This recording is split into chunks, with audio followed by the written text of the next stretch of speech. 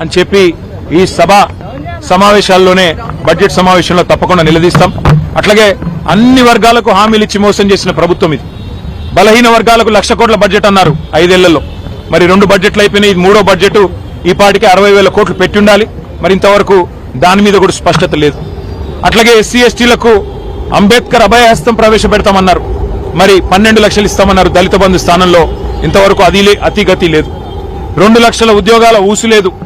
ఇంతవరకు 10,000 ఉద్యోగాలు ఇచ్చిన పరిస్థితి లేదు. అట్లాగే ఇక 6 గ్యారంటీలకైతే మంగళం బాడినట్టే కనబడుతున్నది. మరి మహిళలు ఎదురు చూస్తున్నారు. రాష్ట్ర వ్యాప్తంగా 2,500 100 రోజుల్లో ఇస్తామన్నారు. ఎప్పటి నుంచి ఇస్తారని. ముసలి వాళ్ళు ఎదురు చూస్తున్నారు. పెద్ద మనుషులు 4,000 పెన్షన్లు ఎప్పటి నుంచి వస్తాయని. రైతులు రైతు భరోసా కోసం, రైతు బంధు కోసం ఎదురు చూస్తా ఉన్నారు. రైతు కూలీలు నెలకిస్తానన్న 1,000 రూపాయల కోసం ఎదురు చూస్తా ఉన్నారు. ఆటో అన్నలు ఎదురు చూస్తా ఉన్నారు 1,000 రూపాయల కోసం.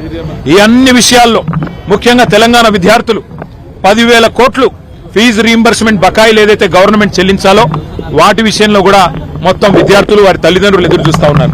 ఈ అన్ని విషయాల్లో జాబ్ క్యాలెండర్ అన్నారు.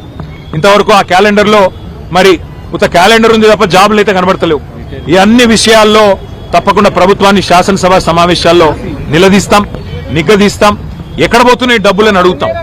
మరి కేసీఆర్ గారు కట్టిన ఇల్లు పెట్టిన పోయినట్టు మీకు బ్రహ్మాండమైన వడ్డిచ్చిన విస్తర్ లాంటి రాష్ట్రాన్ని మీకు అప్పచెప్తే ఇలా మీరు ఏం చేస్తున్నారు, ఆర్థిక అరాచకం చేస్తా ఉన్నారన్న విషయాన్ని కూడా వారిని నిలదీస్తాం.